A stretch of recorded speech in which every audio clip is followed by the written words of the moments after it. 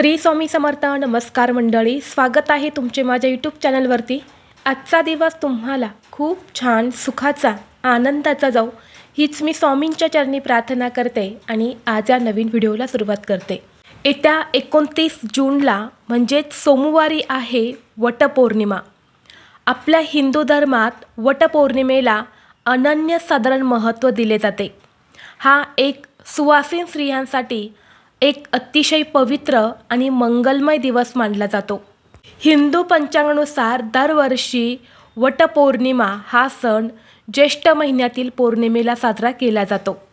ज्योतिषशास्त्रानुसार वटपौर्णिमेचे व्रत केल्याने पतीच्या कुंडलीतील अशुभ ग्रहांचा प्रभाव कमी होतो.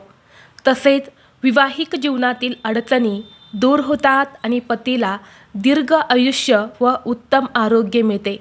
आणि म्हणून वटपौर्णिमेचं व्रत हे सर्वश्रेष्ठ मानले जाते. वटपौर्णिमेचे महत्त्व पौराणिक, आध्यात्मिक आणि वैज्ञानिक अशा तिन्ही पातळ्यांवरती आहे. पुराणिक महत्त्वानुसार या दिवशी सती सावित्रीने आपल्या दृढ संकल्पाने आणि भक्तीने यमराजाकडून आपला पती सत्यवान याचे प्राण परत आणले होते. सत्यवानाला वडाच्या झाडाखाली जीवदान मिळाले, त्यामुळे या दिवशी वडाच्या झाडाची पूजा केली जाते. आध्यात्मिक आणि ज्योतिषशास्त्रामध्ये सुद्धा या व्रताचं महत्त्व आहे, कारण वटवृक्षात ब्रह्मा, विष्णू आणि महेश या त्रिदेवताचा वास असतो. वटवृक्षाच्या मुळात ब्रह्मा, खोडात विष्णू आणि फांद्यांमध्ये शिवाचे रूप असते आणि म्हणून या दिवशी या वटवृक्षाची पूजा केल्याने खूप अधिक पटीने फळ प्राप्त होते. वटवृक्ष हा अत्यंत दीर्घायुष्य असतो आणि तो वातावरणात भरपूर प्रमाणामध्ये ऑक्सिजन सोबतच सकारात्मक ऊर्जा प्रवाहित करत असतो आणि त्यामुळे त्या झाडाची पूजा केल्याने जीवनात अनेक सकारात्मकता जी आहे तर ती येत असते. पतीला उत्तम आरोग्य मिळते, यश आणि दीर्घायुष्यसुद्धा मिळत असते. तसेच वटपौर्णिमेचे व्रत केल्याने कुटुंबात सुखशांती, समृद्धी येते, अखंड सौभाग्यसुद्धा मिळत असते. तसेच पती पत्नीच्या नात्यातील दुरावा हा सुद्धा दूर होतो. धार्मिक दृष्टीने वटपौर्णिमा हे व्रत अतिशय महत्त्वाचं असल्यामुळे या दिवशी या व्रतासोबतच वटवृक्षाच्या पूजेसोबतच खास काही प्रभावी उपाय आणि सेवासुद्धा केल्या जातात. आज व्हिडिओमध्ये मी तुम्हाला एक अतिशय प्रभावी असा उपाय सांगणार आहे. उद्या म्हणजेच सोमवारी वटपौर्णिमेला तुम्ही एक वेळ उपवास नाही केला तरीही चालेल, पण सकाळीच घरात आणा या झाडाचे एक पान. कोणताही शत्रू हा 2 दिवसात संपेल. 7 पिढ्यांचे दारिद्र्य, गरिबी नष्ट होऊन कितीही कठीणातील कठीण इच्छा ही तुमची पूर्ण होईल. तुमच्या आयुष्याचं सोनं हे झाल्याशिवाय राहणार नाही.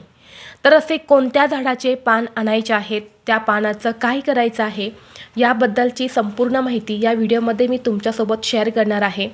त्यामुळे तुम्ही हा व्हिडिओ स्किप न करता शेवटपर्यंत नक्की पहा.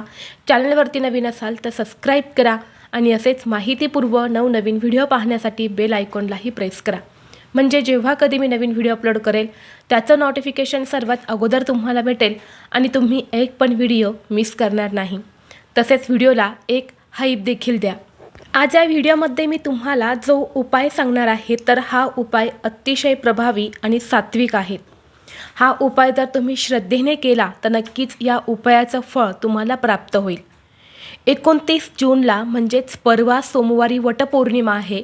तर या वटपौर्णिमेच्या दिवशी आपल्याला हा उपाय करायचा आहे.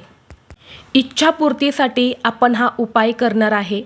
प्रत्येकाच्या मनामध्ये छोटी मोठी इच्छा ही असतेच आणि आपल्या मनातील प्रत्येक इच्छा पूर्ण होण्यासाठी आपण कष्ट, मेहनत, तडजोड करत असतो.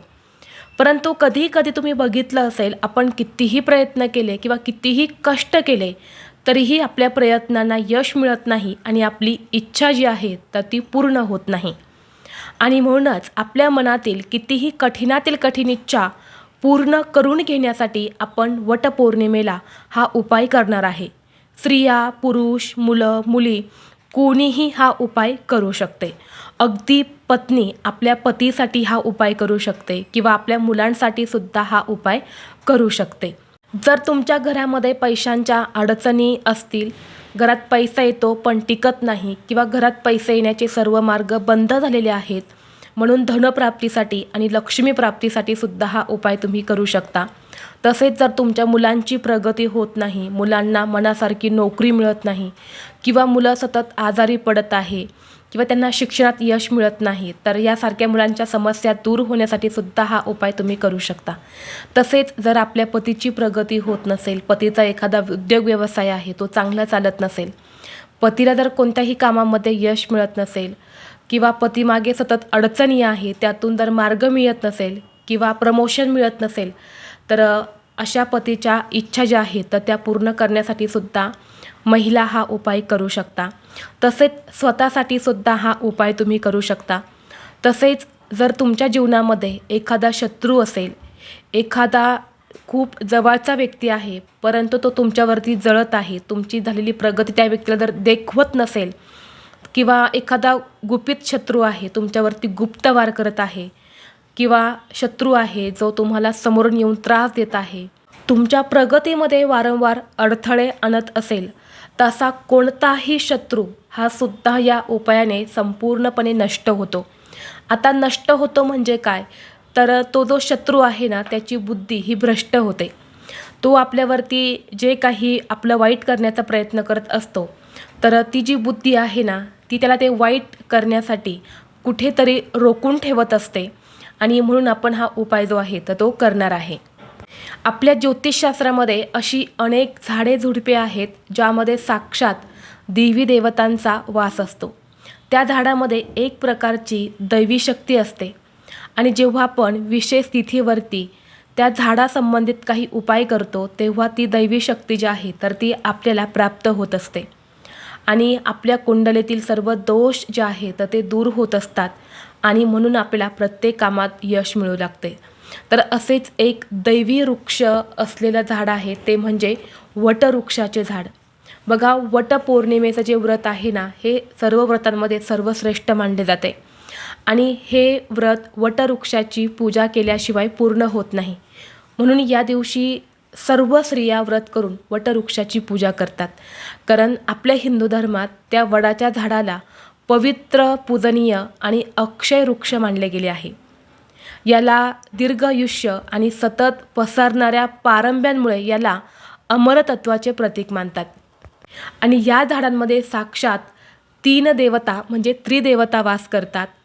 या झाडाच्या मुळांमध्ये भगवान ब्रह्मा, खोडामध्ये विष्णू आणि त्या फांद्यांमध्ये भगवान शिव विराजमान आहेत. आणि उद्या बघा वटपौर्णिमा जी आहे तर ती सोमवारी आलेली आहे. सोमवार हा भगवान शिवशंकर यांना समर्पित असणारा दिवस आहे आणि म्हणून आपल्याला या वटवृक्षाच्या पानाचा एक अतिशय प्रभावी उपाय करायचा आहे. तर तुम्हाला उद्या या वटपौर्णिमेला एक वडाच्या झाडाचं पान जे आहे तर ते आपल्या घरी आणायचं आहे. आता हे पान आणताना बघा, झाडाचं पान डायरेक्ट तोडू नका. अनेक या दिवशी खाली गळून पडलेली पानं असतात, तर त्यातलीच एक पान तुम्हाला आणायचं आहे. फक्त हे पान आणताना कुठेही फाटलेलं किंवा काळं पडलेलं असं घेऊ नका. चांगलं एक व्यवस्थित असं पान तुम्हाला घरी आणायचं आहे. पान आणल्यानंतर ते स्वच्छ धुवून काढायचं आहे, पुसून काढायचं आहे. आपल्या देवघरामध्ये छान असा तुपाचा दिवा प्रज्वलित करायचा आहे किंवा तेलाचा दिवासुद्धा तुम्ही लावू शकता. एका वाटीमध्ये थोडंसं कुंकू घ्यायचं आहे, कुंकवाचा गंध तयार करायचा आणि कोणत्याही एखाद्या काडीने तुम्हाला त्या पानावरती जो पानाचा वरचा भाग असतो, हिरवा मऊ भाग असतो, तर तिथे अगोदर वरच्या साईडला त्या पानाच्या टोकावरती तुम्हाला श्री असं लिहायचं आहे. श्री हा शब्द लिहायचा आहे आणि त्याच्याखाली तुमची इच्छा लिहायची आहे. इच्छा कशी लिहायची? एकच इच्छा तुम्हाला लिहायची आहे, जास्त इच्छा लिहिता येणार नाही. नोकरी मिळत नाही तर मला नोकरी मिळण्यासाठी किंवा पतीला नोकरी मिळत नाही तर पतीला नोकरी मिळण्यासाठी. शत्रूचा त्रास होत आहे तर शत्रूचं नाव माहीत असेल ना त्याचं नाव लिहा आणि शत्रू त्रास दूर होण्यासाठी असं लिहायचं आहे. मुलांची प्रगती होत नसेल तर मुलांची प्रगती होण्यासाठी, धनप्राप्तीसाठी, लक्ष्मी प्राप्तीसाठी, व्यवसायात प्रगती होण्यासाठी अशी अगदी 2 ते 3 शब्दामध्ये कुंकवाने त्या पानावर तुम्हाला इच्छा लिहायची आहे. यानंतर काय करायचं आहे, हे जे पान आहे ना हे आपल्या देवघरामध्येच माता लक्ष्मीसमोर किंवा भगवान शिवशंकरांची पिंड असेल तर तिथे समोर ठेवायचं आहे. त्याला छान हळद, कुंकू, अक्षता, फुले अर्पण करायची, धूप, दीप, अगरबत्ती ओवाळून घ्यायची आहे. आणि यानंतर तुम्हाला एक पांढऱ्या रंगाचा जो सुती धागा असतो ना तो घ्यायचा आहे, किंवा जो रक्षासूत्राचा धागा असतो बघा लाल पिवळा, तर तो घ्यायचा आहे. दोनपैकी तुम्ही कोणताही घेऊ शकता. आणि हा धागा तुम्हाला एवढा घ्यायचा आहे, जेवढी तुमची हाईट आहे ना त्या हाईट एवढा धागा तुम्हाला घ्यायचा आहे. मग तुमची हाईट तुम्ही मोजून घेऊ शकतात आणि तेवढ्याच साईजचा धागा तुम्ही घ्यायचा आहे. किंवा मग काय करा, धागा जो आहे ना तो आपल्या डोक्यापाशी पकडा आणि यानंतर खाली पायापर्यंत म्हणजे पायाच्या नखापर्यंत धाग्याची दुसरी बाजू घेऊन जा आणि बघा तुमची हाईट केवढी आहे. तर तेवढा धागा तुम्हाला तोडायचा आहे. आणि यानंतर हा जो धागा आहे ना हा तुम्हाला ज्या पानावर तुम्ही इच्छा लिहिलेली आहे तर त्या पानाला गुंडाळायचं आहे. पण गुंडाळताना तुम्हाला बघा ते पान फोल्ड होणार नाही किंवा मोडणार नाही याची काळजी घ्यायची आहे. व्यवस्थितपणे तुम्हाला तो धागा गुंडाळून घ्यायचा आहे. जसं आपण बघा वटपौर्णिमेला वडाच्या झाडाखाली आंबा ठेवतो त्यावरती सुद्धा आपण सुती धागा किंवा रक्षासूत्र गुंडाळत असतो ना, अगदी त्या पद्धतीने त्या पानावर हा धागा गुंडाळून घ्यायचा आहे. पांढरा धागा जर तुम्ही वापरणार असेल तर तो सुतीच घ्यायचा आहे जो आपण वटवृक्षाला गुंडाळणार आहे. तर तसाच धागा घ्यायचा आहे किंवा तुम्ही रक्षासूत्राचा धागा घेतला तरी चालेल. आणि यानंतर हे जे पान आहे ना हे पान आपल्या उजव्या हातामध्ये पकडून ब्रह्मा, विष्णू तसेच भगवान शिवशंकर यांचं नामस्मरण करायचं आहे. आणि यानंतर आपली जी काही इच्छा आहे तर ती इच्छा व्यक्त करायची आहे. आणि हे पान घेऊन तुम्हाला वटवृक्षाच्या झाडापाशी जायचं आहे. जाताना काय करायचं आहे, एका लोट्यामध्ये जल घ्यायचं आहे, त्यात थोडासा गूळ आणि काळे तीळ टाकायचे आहेत. आणि हे पान आणि हे जल घेऊन तुम्हाला वटवृक्ष झाडापाशी जायचं आहे. आणि तिथं गेल्यावर हे जल अर्पण करून हे पान तिथे अर्पण करायचं आहे. आणि पुन्हा एकदा आपली इच्छा पूर्ण होण्यासाठी मनोभावे प्रार्थना करायची आहे. आता बघा ज्या झाडाचं पान तुम्ही आणलं आहे त्याच झाडाखाली हे पान पुन्हा नेऊन ठेवायचं का, तर नाही. तुम्ही कोणत्याही वटवृक्षाच्या झाडाचं पान आणू शकता आणि कोणत्याही झाडाला जाऊन तुम्ही अर्पण करू शकता. तर अशा पद्धतीने हा छोटासा उपाय जो आहे तर तो आपल्याला उद्या म्हणजेच सोमवारी वटपौर्णिमेला करायचा आहे. अत्यंत प्रभावी आणि सात्विक उपाय आहेत. जर खरंच तुम्ही श्रद्धेने हा उपाय जर केला तर त्याचं फळ तुम्हाला मिळाल्याशिवाय राहणार नाही.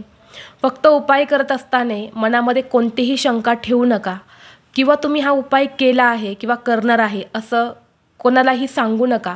अगदी गुप्तपणे हा उपाय करा, नक्कीच त्याचं फळ तुम्हाला मिळेल.